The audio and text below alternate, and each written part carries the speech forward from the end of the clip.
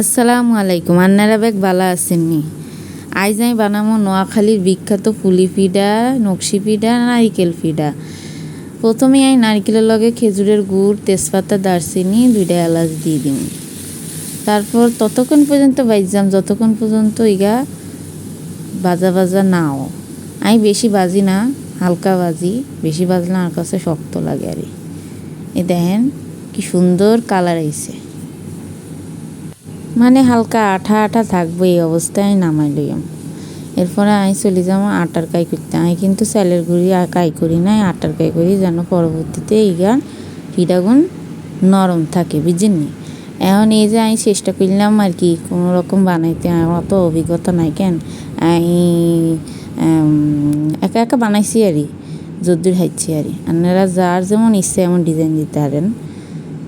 দেখেন আর মনের মধ্যে যেটা ডিজাইন আইসে আর আমি হেঁকেই মারি দিছি আর এটা যেকেই হোক খাইবার বেলায় মজা হইলেই হয়েছে কেন। এবার আমি ডুবো তেলে ভাজি সুন্দর মতো পরিবেশন করিলাম। এবার আপনারা বানাই আমাকে অবশ্যই জানাবেন। আল্লাহ হাফেজ।